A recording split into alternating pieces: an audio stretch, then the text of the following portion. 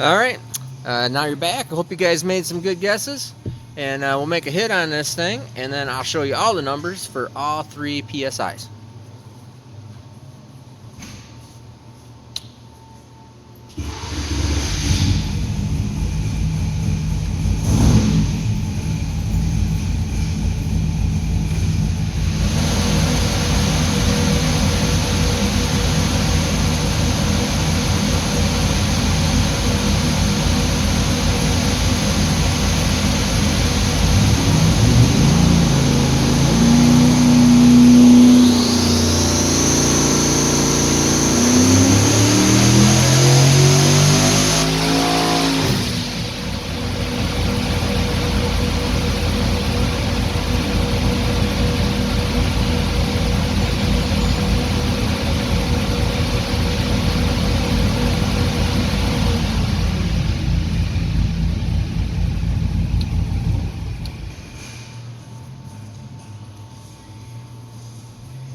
All right, so let me shrink this down a little bit.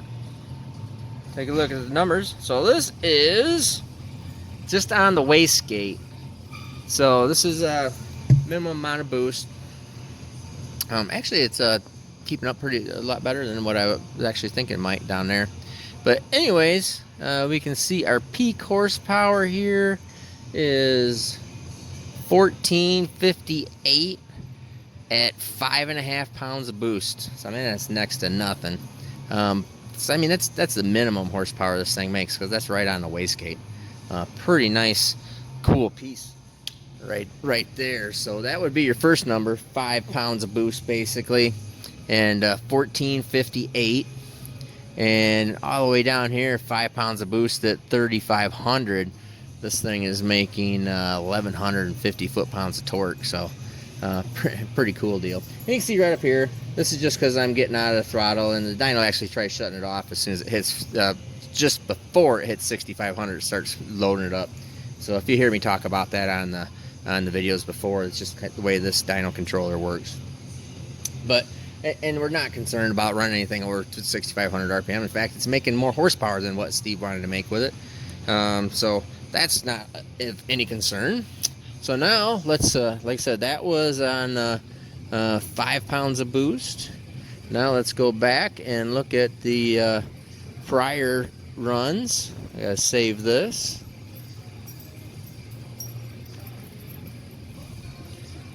And we'll go up here, file, let's see, 7. And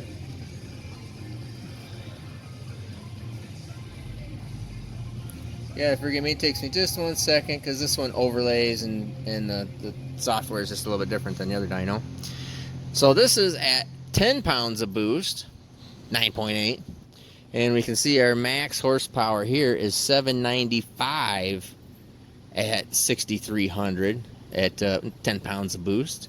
And all the way down there in that 3500 range at 7 pounds of boost, it's 1388 foot-pounds of torque. So I mean, this thing's really good.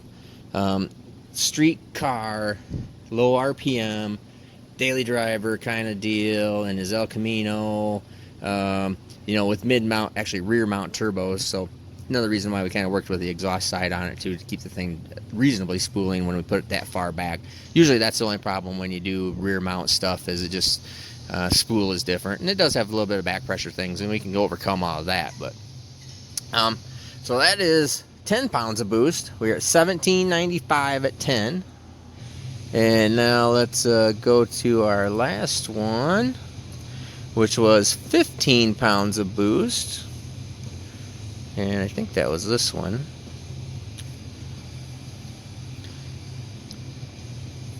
Yep.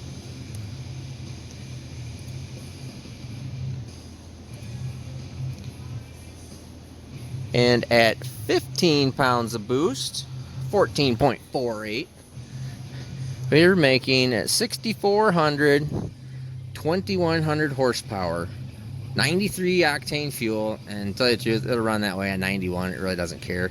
Enough intercooler on it. That 2 points octane is nothing.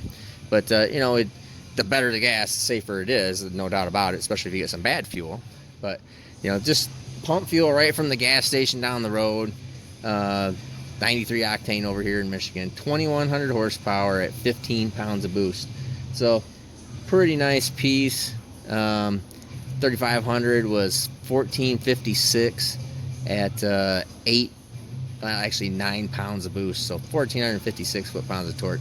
And we can make a lot more up there. I mean, that's not a problem. The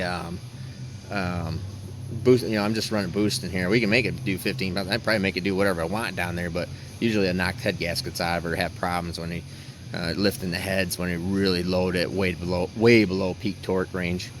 So anyways, pretty nice piece. I think I know he's gonna love it. He came here and watched it too, and so I was gonna finish up the dyno and gonna mount up the alternator and make a new custom front billet plate for it and all that good stuff. So anyways, pretty cool piece for Steve, and going out to California, and this thing's gonna be pretty cool in his car.